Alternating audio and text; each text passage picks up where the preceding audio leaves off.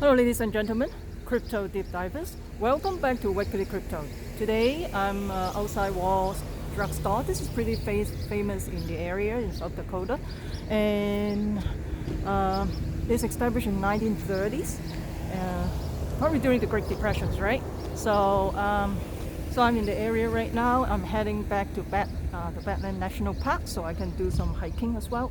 And this is a pretty interesting area. So if you go to Badland, you should stop by this little small town in here. So today I'm touch on a little bit about gold, silver, and Bitcoin as well. Obviously, like right now, Bitcoin seems to be linking to the traditional stock market, and in terms of physical gold and silver, already decoupling from the paper version, right? So unfortunately, right now, looks like the market is not decoupling at this time. So until we have a decoupling, there will be a better idea. It looks like it still follows this traditional stock market. And I talked about that earlier, that there's a decoupling of the gold and silver already with the paper market. So that is pretty good, because in the paper market, right now I didn't follow the market because I was traveling, and the market is probably maybe $16, right? So, but the thing is, you buy the real gold, silver coin, gold coin, gold and silver coin, it will be a different pricing. The spot price is a little bit more than expected. Before the spot price is not that much, but right now the spot price is even higher. So that is already decoupling a few months ago after the crazy printing press, right, from the Federal Reserve. And so because of the coronavirus fiasco, a lot of business got shut down, and also a lot of business also go bankrupt as well. And of course you can get some this is a gold nuggets in here, world largest gold selection, so it's interesting. So anyway, we just talk. I didn't know I passed by this thing. It's interesting, but you don't buy those things in here because it has a high premium. You buy it on the website. If you in my Patreon group, you should know where to buy it, right? So you don't have to pay a premium for that gold and silver. And unfortunately, they are closed. And I think they established back in the 30s during the Great Depressions. And in order to drive the traffic to the Wall drugstore back then, they tried to put a whole bunch of billboard. When you're driving along I-90, east side or west side, you can see a lot of billboard for the Wall drugstore. And then they have free cold water. And you know, it's very hot during the summer. It can go up to over 100 degrees. It is, and yesterday it was up to 90 when I was in Badland National Park. So the advertising, they have a free cold water, so attract the people to come here. So right now become one of the landmark in the area. So if you travel I-90 east or I-90 west, you see tons and tons of billboards say wall drug, right? Wall drug, and everything is wall drugstore, and it is very interesting. So but right now it's closed. I don't know why. Maybe is it because of the lockdown? But I don't think so, because South Dakota, they don't have much lockdown. I even go to a Starbucks, go walk inside a Starbucks in South Dakota, I think in downtown Rapid City. So some of the store already closed, some Starbucks, but not all of them.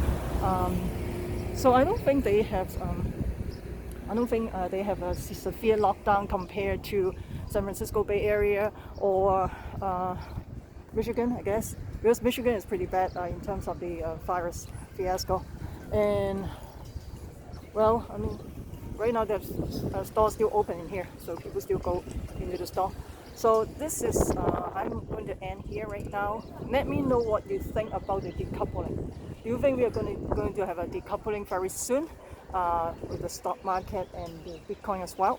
And hopefully they will be decoupling very soon, because in terms of the paper version and the physical version is already decoupling.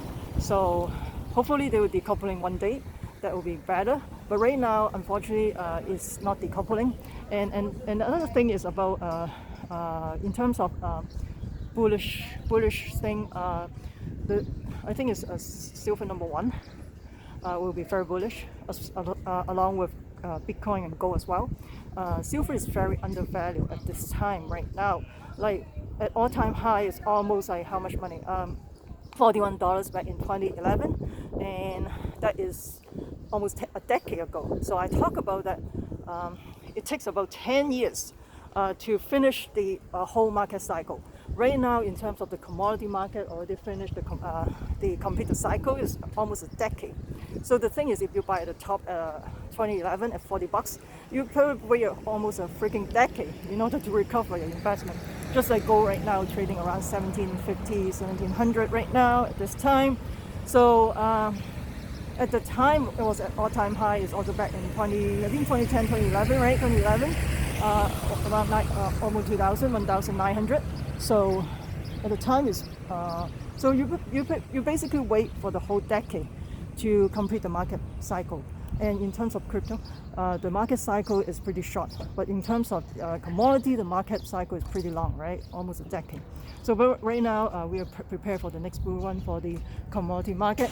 So you can check it out in this place. This is pretty cool. If you go to South Dakota, you should check this place out. So this is a pretty cool place. Unfortunately, they are closed. I mean, there's a lot of interesting stuff inside the store as well. And maybe next time when I swing by again in the area, I will definitely stop by this area again. And let me know what you think about the commodity market going silver and also cryptocurrency. And which one is more very bullish and which one you're not that bullish. And do you think we're in a risk-on position or risk-off position? Let me know what you think. I would love to hear from you. If you find this video interesting, push the like button, subscribe to my channel, also share with your friends. Make sure you subscribe so you don't miss out the upcoming videos. Also, you can follow me on Twitter, library.tv, as well as Patreon. It's going to rain. For my Patreon member, I'm going to post some tips about Bollinger Band, how you look at Bollinger Band, because when you buy something, you got to look at the indicators, right? You don't just buy when people FOMO in. You got to look at all the indicators. No emotion. Emotion is the #1 money killer, right? So you got to know all these things. Let me know what you think about all this. I would love to hear from you. Please comment below. Peace out.